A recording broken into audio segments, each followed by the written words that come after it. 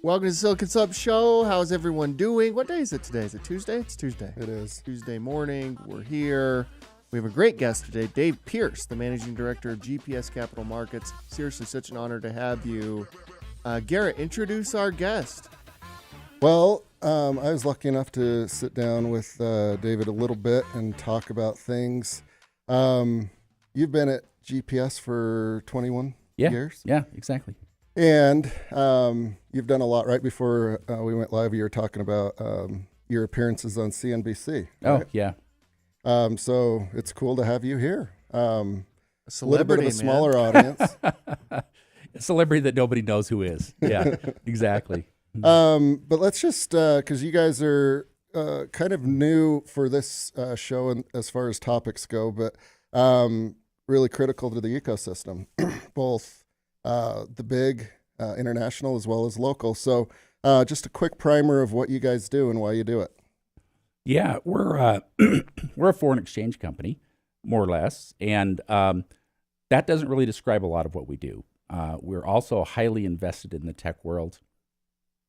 We got our start years ago. I moved to Salt Lake City from Boston back in 1992 to work for First Security Bank and help them start their international department and their foreign exchange department there. And that was kind of my start here in the Utah marketplace.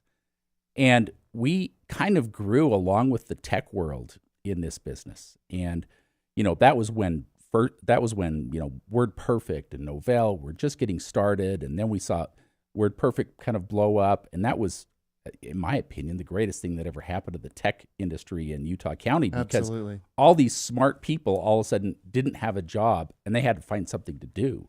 And what did most of them do? They went out and built something. Starting companies. Yeah. And so you saw so many things happen from that. That was such an incubator. And we were kind of going along with them. And then a number of years later, First Security sold off to Wells Fargo. And we'd created a bunch of really cool tools and systems for our clients. And they weren't very interested in those. They were not a tech business. They were a big bank, right? And we'd kind of grown up with our tech friends here, and we wanted to do techie things. And so that was kind of the genesis behind GPS Capital Markets, is we moved away and said, we can do this better, and we can provide better services to our clients. And here we are today. We're doing great. We've got offices all around the world, offices in Europe and Asia, all throughout North America.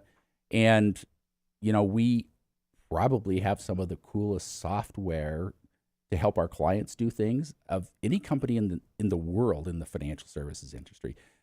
But nobody knows who we are.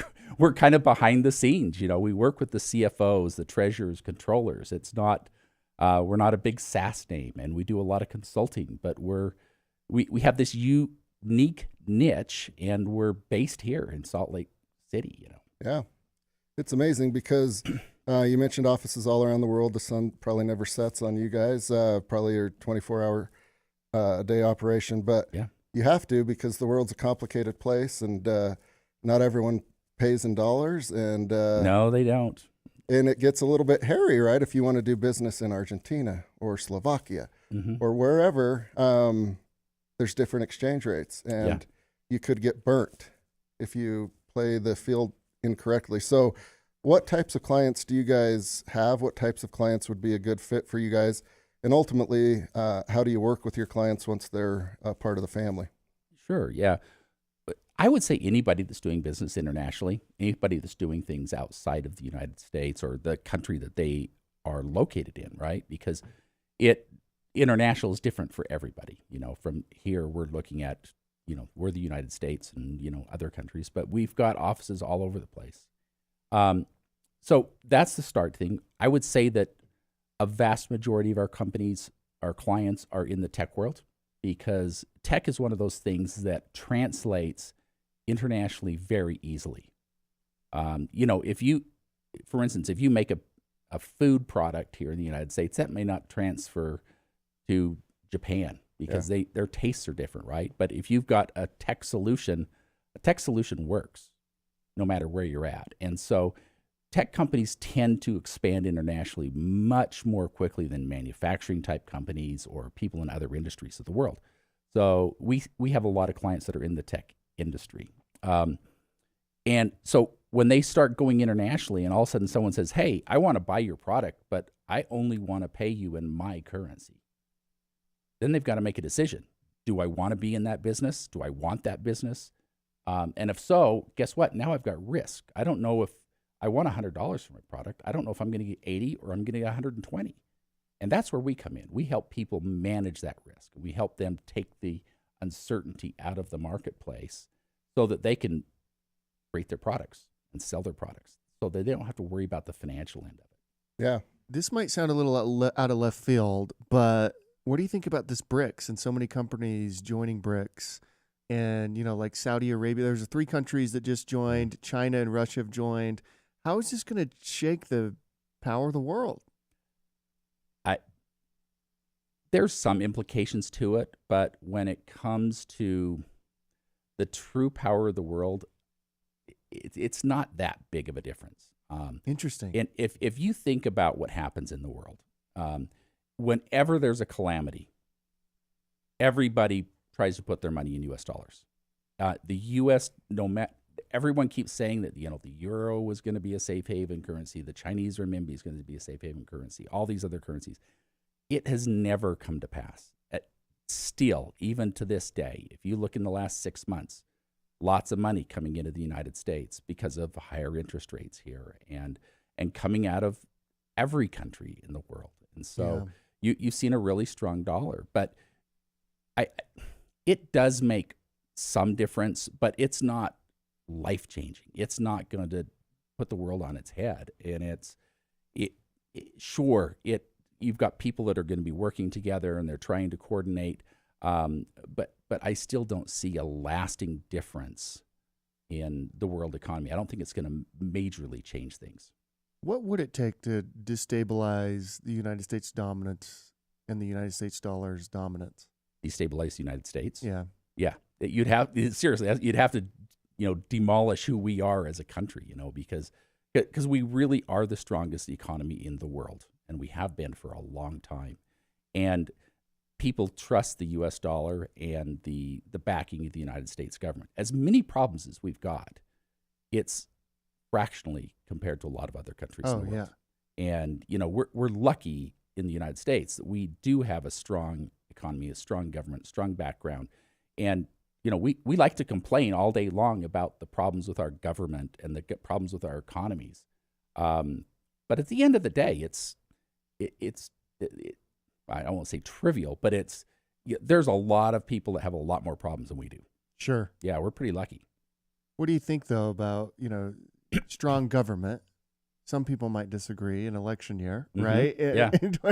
Like, what do you think about, the borrowing of the money? Like, at what point do we start worrying about things like the debt, deficit, things like that? I mean, there are some people who argue like, it can go on forever. Who cares? Well, nothing can go on forever, right? There's always got to come a time of reckoning.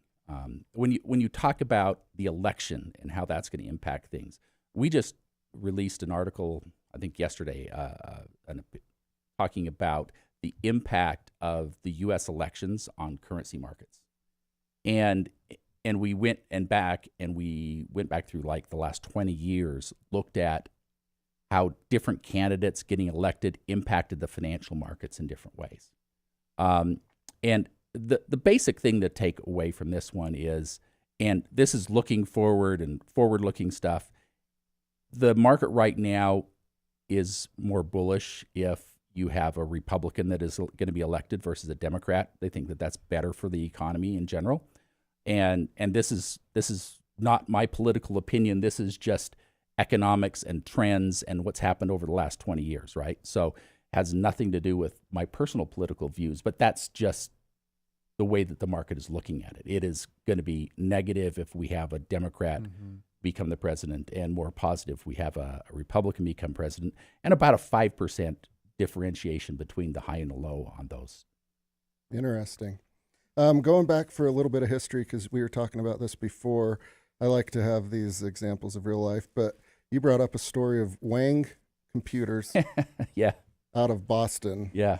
Just to kind of illustrate, like what you guys do and how you do it and why you do it. If it doesn't work out, things can get pretty catastrophic. Can you just kind of recap that story? So that happened early on in my career. I started my foreign exchange career back in Massachusetts. My wife was getting a master's degree at Harvard back there, and I was trying to make a living for the family, and that's where I got into foreign exchange. So one of my first clients was this company called Wang Computers, and today, not many people have heard of Wang. Back then, they were massive. They were the largest PC manufacturer in the world. They had 28,000 employees in Massachusetts. Whoa. Exactly. And you don't know who Wang is anymore, right? Yeah. And so this is part of my story is I had a good relationship with the CFO there, and they were selling a majority of their product outside of the United States. And back then, margins were really thin. This is right around 1990, 91. And in the PC market, they were not as chunky as they are now. There was a lot of competitors. Well, Wang was selling a lot of their stuff into Europe, and they would sell it to, the equivalent of like a Best Buy or something here. And they would give them 90, 180-day terms to pay. And they were paying them in their foreign currency. Well, what happened is the currency markets were kind of going one direction at the time. And by the time that they got their funds and they exchanged them back into dollars, they were losing money on every computer they sold. It was the foreign exchange that was causing that to happen. And talked a lot to the CFO about how he could manage this, the different things that we could do. And he was a really smart guy. And he had gone to Wharton, great business school. And one of his professors there was a firm believer in this idea that hedging is not effective. And hedging is just speculating. And if all things go in cycles, and if you just wait, the cycle will go through and everything will even out in the end. And so he was a firm believer in that. And this happened, probably 10 or 11 months after I actually left and came back here to come to work for First Security Bank. But we'd been going on and on and on, and I've been trying to get him to say, listen, if you sell something today, you can lock in your price of the exchange. And then when you get paid, you know exactly how much you're going to get. Well, he still was of this belief. Well, they ended up declaring bankruptcy due to foreign exchange losses. My word. 28,000 people lost their jobs in Massachusetts. Now, think about here in Utah. How many companies do we have that have 28,000 employees here? None, probably. Not a lot. Yeah, exactly. You could imagine what that would do to an economy. And it was a really bad time back there. And so I use that as an example because it was a publicly held company. It was one that is no longer in business. I'm not beating up on anybody in particular, but it was just a really unique scenario where somebody was looking at it from a small point of view. They weren't looking at it in the grand scheme of things. And you've got to make sure that you don't just say, all right, I was taught one way, and that's the way to do things, because your specific situation, your specific company might be totally different. And you've got to look at that on an individualized basis. And that's kind of what our philosophy is at GPS Capital Markets, is we want to make sure that when we go in and we don't just sell some software to a client, right?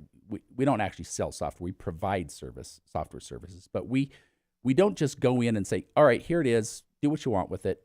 We actually go in and as professionals, and we've probably got more people with gray hair because we've got a lot of experienced people in our company, and we want to be able to go in and look at the intricacies.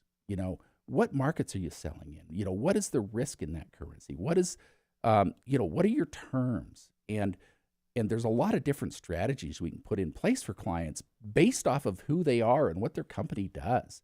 And if we can't go in and sit down with them, we've not done our job.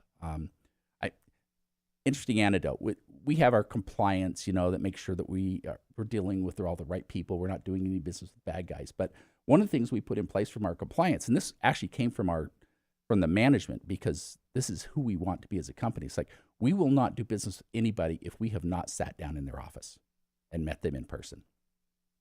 Mm. And and most companies like us aren't like that. Someone calls them on the phone, they'll do business, sign them up. We don't do that. We want to make sure we know who the person is, we understand what their needs are, and because we're trying to do the right thing for the clients. Yeah. And that's hard to find some days. Yeah. It sounds like the ideal time to engage with you guys is in the beginning. Yeah. Do you guys ever come in halfway when it's a bit of a mess? Yeah, all the and time. Unwind? All the time. A lot of remorse, I would imagine. Well, there can be, and when you talk about mess, there's lots of different kinds of messes. For instance, we came into this company. It's a publicly held company, but it's probably one of the top 10 electronics firms in the world. Big company, and we came in, and they were like, "We've got all these big FX losses on our books, and we don't know why." They didn't know where they were coming from. And so we dug in and started going down to the individual accounting entry level. I mean, we're talking hundreds of thousands of entries. And this was not an easy job, but we put together a crawler that could go in and evaluate these things for the company in their books. And what we found was you had one entity that would, let's say the U.S. entity would bill their Japanese subsidiary in Japanese yen. Well, the Japanese entity, they might have had some yen, but they also might have had some Korean won. They might have had some euros. They might have had some pounds.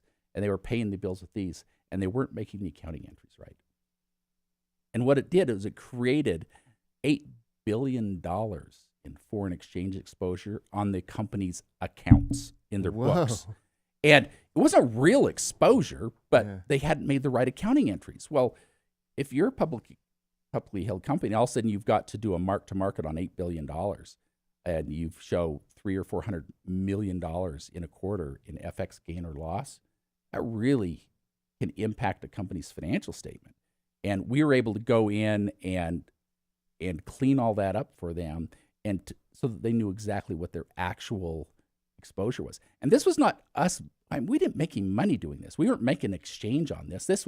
We were helping them clean this up so that when they went to do hedging and they went to do things, it was done correctly. So that's some of the weird stuff that we do that people don't think about, on day one. Yeah. What does a typical day look like for you? I'm fascinated by that.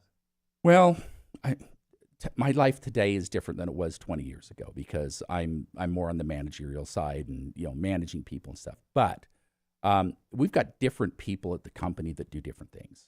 We've got an interbank trading desk, and those guys, all they're doing is covering positions and making sure that we have enough money where it needs to be in the world. And we do billions and billions and billions of dollars every month. I mean, this is, we're talking real money here. Mm-hmm. And so we've probably got 12 of them worldwide, some in Australia, some in California, here, the UK, et cetera. And they are just managing our positions on a global basis. And those guys, you don't really want to bug them because they are, it's very time critical what we do. Mm-hmm. And then we have our account executives that are going out and doing consulting with companies here in the marketplace. And they're going out and they're visiting, sitting, looking through the risk and the exposures that companies have and trying to come up with solutions for them. And that's probably the largest group of people we have at the company that are just doing that job. And this is, I guess you could call them salespeople, but they're really consultants because they're going out and they're adding advice. They're just not trying to go out and get deals. They're going out and they're putting together strategies for clients and trying to help them. And on the backside of that, we've got this team called Quantitative Risk Analytics that goes and dives deep into data that clients have and tries to find ways to get everything put together. Because you'll have companies that grow by acquisition. Mm-hmm. And they'll have bought a bunch of companies around the world. They'll be on 10 different accounting systems. And they don't talk to each other. And so we've got a way that we can interface all those things together, and we can get data from all those different systems so that we can give them a picture and a dashboard to say, oh, look, this is what your exposure looks like globally. And so you can manage this on a global basis. If it was easy, anyone would do it, I guess. Yeah, it's not easy, but we've been doing it for a long time. That's where I got all this gray hair. At what point do you think AI can replace the trading aspect of it? The like quickly, do you think that it can ever replace that? Well, that's a hard question because a lot of when you talk about like interbank trading and stuff, that is really very automated as it is. And so I don't think that AI is really going to have much of an impact there. And then when we talk about trying to get the correct information, that's having the right information is the struggle right now. That's what people really struggle with, is having good data and really understanding what's going on. And AI only works as good as the data you can work from. And if you don't even know what your different accounting systems have, we use a lot of AI to help us gather and organize and track data from companies and get the right information so that we can help them make good decisions. There is definitely an aspect for AI in this world, but in this business, right, in this industry, but it's a lot of it is really there already and is being utilized and used. It's not, you're not asking, what should I do with this? And that's not necessarily where AI is going to come into play, because you need to ask not just one question. You might need to ask 50 questions. Yeah. So it's great for all of the automation stuff, but you still need a human to make the ultimate decisions and things. Absolutely. Like that. Yeah. And I'm a big fan of using ChatGPT and different AI sites for, if I'm putting something together and I want good definitions of things, man, it cranks out great definitions of terms, right? It's a really cool research assistant, for sure. Yeah, it really is. Yeah, and if I'm putting together a presentation or a training or something, it can write a slide really quickly for me, but that doesn't do any good if I don't understand it, and if I can't explain that to people, if I'm out training people, right? Mm-hmm. So I still have to know a little bit of something. Yeah, for sure. I have a question about financial literacy, but first let's talk a little bit about some local news. Yesterday was pretty depressing. We were talking about getting cookies out of the trash and some other stuff, but today we're going to talk about... He ate cookies out of the trash. Pretty much everything he does is pretty depressing. I see. You didn't do that, obviously. No. I'm hedging against future losses. A friend of Silicon Slopes and a friend of ours, Corinne Clark, was honored at the Sundance Film Festival, recognized for her technology leadership, along with 9 other folks from philanthropy and filmmaking and public service. Scott Anderson presented the award to her with a quote of, "What makes this group of honorees remarkable is they're using their hard-won clout to change the world." So congrats to Corinne. Corinne's the best. And we all know anyone that's hung out with her and talked with her. It's kind of a one-sided conversation with her asking how she can be helpful and supportive. And I found it really doesn't matter who the person is. She genuinely is looking to help where she can. So congrats to Corinne. Great friend, great lady. Yeah. Well done, my friend. That's very cool. And then another good piece of news, Huntsman Cancer Institute receives a $20 million land donation for a Utah County campus. Not a trivial amount of money there. So the Huntsman Cancer Institute of Utah has received a substantial boost towards its mission to combat cancer with a $20 million land donation from developers of Utah County Vineyard, a burgeoning mixed-use city center. Woodbury and Flagship, in collaboration with Vineyard orchestrated the landmark donation, facilitating the establishment of a cutting-edge Huntsman Cancer Institute campus in Utah County. That's a big deal if you live south of Provo or in Montana or Wyoming. Obviously, is that down right near the new primary children's? No, the primary children's is in Lehigh. Okay. So it's south of there. And this is going to Southwest. be what is currently Vineyard, but it will be in the heart of Utah City Yeah. once Utah City is developed. I actually met with Mary, the CEO, Mary Beckerly, just yesterday, randomly, Yeah. talking to her about this. She actually came into the Silicon Slopes office. It's pretty incredible. The donation came from Woodbury and Flagship Companies, so that donation is incredible.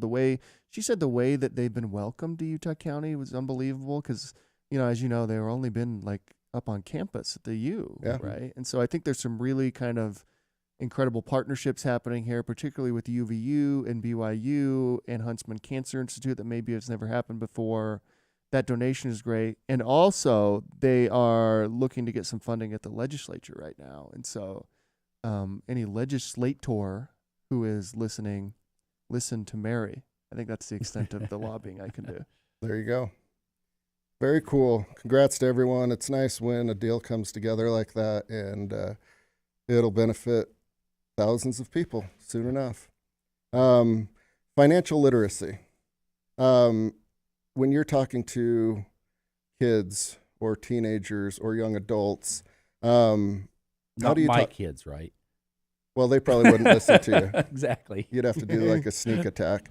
How do you kind of frame that it's important for them to understand all the way from like a home economics budget to understanding how the world works, even if they're not going to work in it? Yeah, that's a hard thing, and I think that it's really missing in our educational system right now. And it's funny because my wife was talking to someone the other day, and they're like, it would be really great if we, in school, if we could teach like, how to cook and how to, do all these basic things. And Mara's like, yeah, we learned all that stuff when we were in school. We had auto mechanic shop, and we had, cooking, which was home economics. Home economics was how to run a household, Yeah. how to manage and budget and make things and clean and just basic skills. And we don't have that anymore. Yeah. And those are hard skills to teach, especially when your kids' friends are not doing any of that kind of stuff, right? Right. Because they don't want to do anything that's not cool. But it's so important, and I see this. I see this a lot in a lot of different ways, where there's such a lack of financial literacy and just common sense, and sometimes, I hate to say this, even my kids, they do things that are just really stupid. I've got a son who, got some money for Christmas, and they were struggling to make rent. And so what does he do with it? Of course, you spend a few $100s buying some new figures in your favorite video game. Yeah. And it's great for the gaming company, but you know what? It's probably not the best thing to do. He probably could have used the money for diapers for his baby or, things Correct. like that. And so things like that make me want to pull my hair out. Yeah. And, just understanding the basics of, what, I've got this much coming in, this much going out. It's a hard thing right now. Yeah. And there's probably not a silver bullet, but there's got to be some sort of foundation, either through stories or examples or like a basic curriculum. Yeah. Because a lot of the principles, whether it's billion-dollar transactions and complicated, or versus just like managing your own budget and forecasting for a new house, Mm-hmm. a lot of them line up and are the same. There might just They be are. more numbers and Well, zeros. and you know what? There is such a lot of pressure right now to, if we think about what's popular, it's about people that are spending crazy amounts of money, and you never have to worry about things. There's never any focus on the people that are doing financially stable things and doing things that are the right way. It's about how can we go out and throw money at things. I saw this article about Christian McCaffrey, who's playing in the Super Bowl for the San Francisco 49ers, and his mom was complaining that they couldn't have a luxury suite because it was going to cost $2 million. Oh, boy. Well, so Christian McCaffrey's girlfriend went out and got a luxury suite for the mom and the family and the friends, paid $2 million for it, for this luxury suite. Well, she's not poor. She's worth $7 million, okay? But she spent a third of her net worth to go watch a football game. And to me, that is not financially sound. That is not a financially sound decision to do, is to take a third of your net worth to go to one football game. And everybody's praising her because she got the suite for Christian's mom and stuff. But I looked at it and I'm like, wow, that sounds like a horrible decision to me. There probably will be some I'm not remorse. very fun, I guess. That's awesome. Yeah. 11 o'clock on Sunday night, there's going to be a little bit remorse, whether Yeah. they win or lose, and especially if they Well, lose. Well, If they win, there probably won't be remorse. It'll be a good memory, but it'll be like, ooh, If they that went out quick. lose, 4 million or 2 million. If they lose, ugh. Now, it's going to be rough. if you're Elon Musk and you want to spend $2 million on a suite, why wouldn't you? Yeah. But if you're someone that's worth $7 million, that's a lot of your net worth to just throw at a one-day event. It really is kind of crazy. Yeah. Speaking of Elon, what do you think of this ruling by the Delaware court that he can't get his bonus, which is an absurd bonus, but also he did an absurd performance in order to earn it? Well, What do you think of that? the funny thing is when that all was set up, years ago, I don't think anybody really thought he was going to get that. Yeah, they were writing articles saying there's no way. Exactly. And what a ridiculous package to put together, because they will never get it, because Tesla was losing fortunes, right? And there's no way that they were going to hit these goals.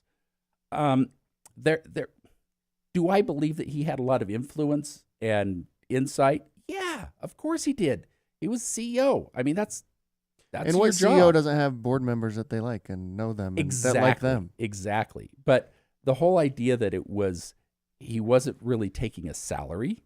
I mean, I think he was making like $1 a year or something at the time, mhm. and it was all incentive based. And so if you've got just an incentive based compensation pack, even if it ends up being ridiculous, I don't know how you take that away from somebody. And I understand the shareholders want more money back in so that they're getting benefited and stuff, but they wouldn't have got the benefit if he hadn't hit the numbers. Yep. And they wouldn't have had these complaints. So I don't know. There's two sides to every story, but I think if we get in the habit of just, especially when you talk about incentive-based compensations, if people do what you want them to do up front, why shouldn't you pay them? Why go back on it? Yeah. I mean, that's always been our philosophy. And, I don't care if I pay somebody $100 or $100 million. If you do what I ask you to do and you get your percentage, I'm happy.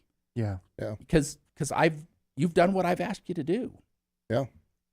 I've got a few agreements with friends that if they win the lottery, we split it 50-50. Mm-hmm. And I've got the same thing, and I guarantee they won't let me wiggle out of that one. Well, maybe if they win. Yeah. They'll try to get you out of that if they win, right? Yeah, I can guarantee you won't have to worry about that Yeah. ever. There's always a chance. Always a chance. Yeah, that's it's an interesting thing to incentivize someone and agree to the terms and then backtrack. Yeah. It's going to be a topic of conversation. Has there been rumblings? Because I didn't know any that Delaware wasn't a good place to incorporate your company until all this, and now I'm reading all these articles about pulling your company out of Delaware. Is that true? Is that overblown? Like, he's obviously going to go incorporate in Texas now. Well, I mean, if something like this happens to you in Delaware, it's obviously a bad place, right? Yeah. I mean, hindsight is 20/20. At the end of the day, so many corporations are incorporated there. I mean, it's a pretty common thing, and I think that what, from Elon Musk's standpoint, is that the lawsuit that happened there was in an area that was much more friendly to, let's call it workers, or let's say the common people, and it wasn't nearly as friendly to a multi-billionaire, the richest man in the world. Mm-hmm. And it's not surprising that ruling came down, because as we all know, we've got a judicial system, but the people that make these decisions are people. Yeah. And people have emotions, and they're just like me and you, and they've got biases, and that all plays into it. So we would like to think that everybody was just completely unbiased, but that's just not reality. Yeah. How do you think it gets sorted out? Ooh, I mean, does he get the package if he incorporates in Texas, or is it just no, because this is something that's already already a ruling that has happened. Yeah. And so if he can get it back, it would take years and years. There's going to be big implications. It will not be a quiet thing if he's able to get that back. It will take a lot. That's a pretty big, even for Elon Musk to lose $56 billion in a ruling. I don't care deal. who you are. That's real money. Yeah. That's crazy. That would have paid for Twitter. It would have ruined a lot of days for sure. Well, you can, if you're frugal, you can probably buy a cup of coffee with that. So yeah. Absolutely. Hey, how do people get in touch with you? At what point should they reach out to you?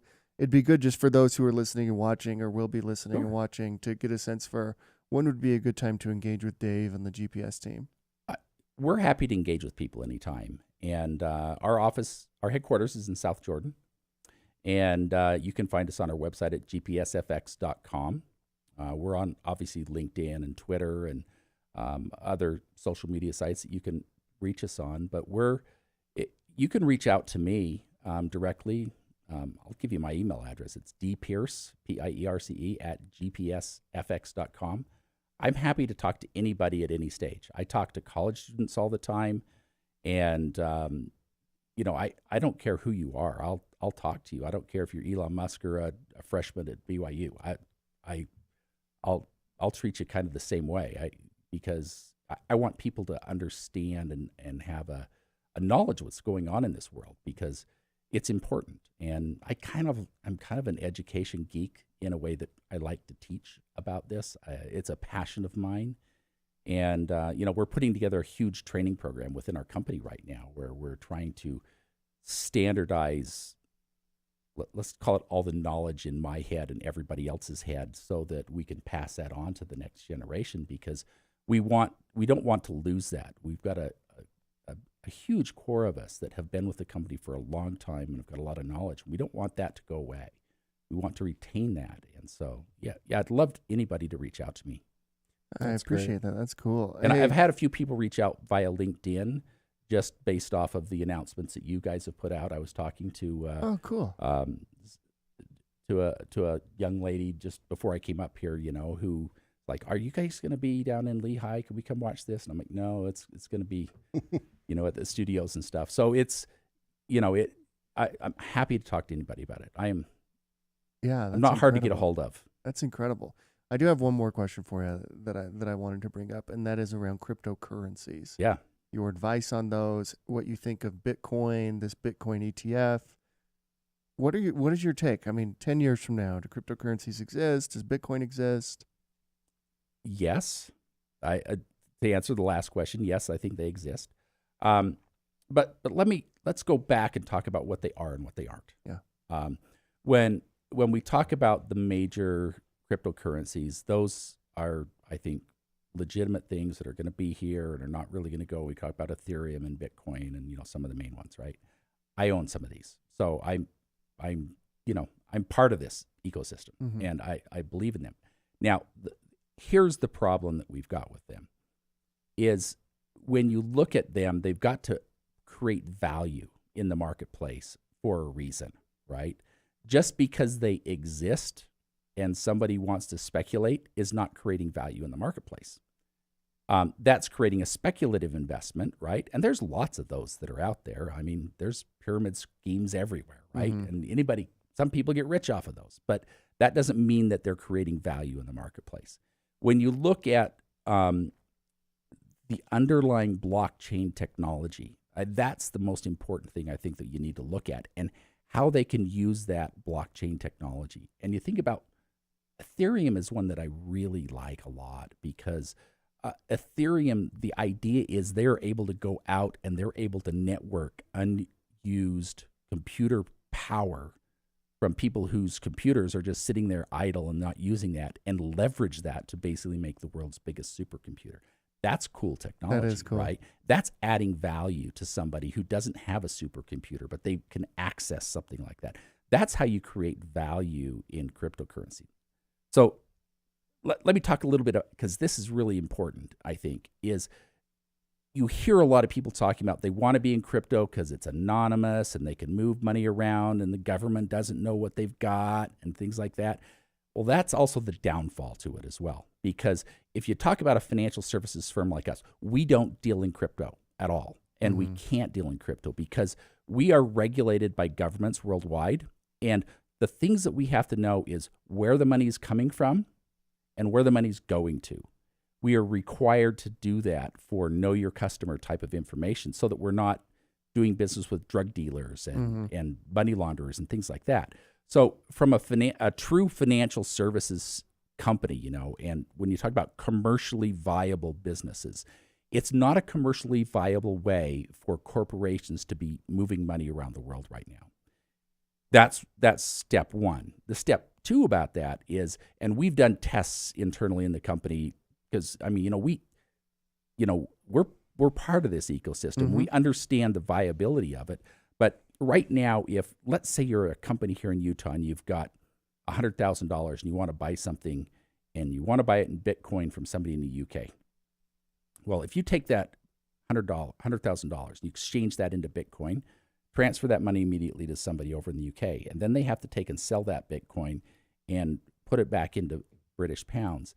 Right now, the time that it takes to do that, because there's clearing on both sides, it takes about 5 days to actually do that, to get it from fiat currency to fiat currency, so that you have good funds. And it costs between 3 and 5% to do that.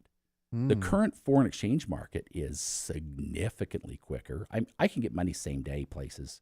That's not a problem. And I can do it at a fraction of that cost. So right now, the efficiencies of the crypto world, in actually not as a speculative investment, but as a way to move money around the world efficiently is not there yet. And a lot of that comes down to the governmental regulations, in that, if I don't know where these funds have come from, I can't exchange them. And it makes it much more difficult. So the whole idea of this anonymous, secret money you've got sounds really good. In a practical sense, it really slows down and increases the cost of moving money around the world. And so you say, why would somebody pay 5% and wait 5 days to exchange money when they can do it almost immediately with me for a fraction of that percent? Yeah. It's because they are trying to hide something. And so it's great if you're a money launderer or a drug dealer, because you don't want people to know what you're doing, right? Sure. But if we're talking about real legitimate businesses, there's still a long ways for us to go. It will be around, and it is something, and the technology, the blockchain technology, I love it. And there's so much to be said about it, and there's a lot of security we can have through that. It's not there yet. But as we develop that, and we develop the transparency, even though a lot of people don't want transparency, we develop that transparency and the legitimacy of it, it's going to be much more efficient. And I think that there's a bright future in, let's not call it crypto, let's call it blockchain technology that's tied to the cryptocurrencies, right? Because I think that we lose sight of the blockchain piece of this. And the blockchain is, I think, the most important part of the cryptocurrency world. Just because somebody wants to create a Dogecoin that, has got a picture of a dog, tell me what value that creates. Yeah, none. So I still have some Dogecoin. I bought into that. I think I still have some too. Yeah. But it's fun to see it go up so crazy those few days. It really cool. is, but it's you've got to have an underlying value of something. Yeah. And if there's no underlying value, long term, it's not going to be successful. Yeah. And we talked about Bitcoin and Ethereum, a couple of the bigger ones. They've developed long-term value, and they've developed a way to be useful in the world. Especially if you think about accounting, the accounting world, blockchain is brilliant because that's what it is. You think about debits and credits and somebody checking your numbers and making sure that the debits and credits match. That's all the blockchain does. And so the whole idea of it's going to change the world of accounting and make it much more efficient and much quicker. The accountants out there might not like hearing me say that, but that's I think, an area of the world that's going to really change dramatically.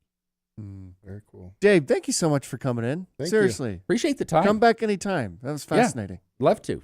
Thank you, everyone. Who we brought to today? Garrett? Silicon Slopes. Silicon Slopes. Tomorrow, I've heard of those guys. Wes Pearson, CEO of Apt Environmental, will be here in studio. Thank you, everyone. We'll see you tomorrow. That was great, man. Thanks for your time. Yeah, that was fun.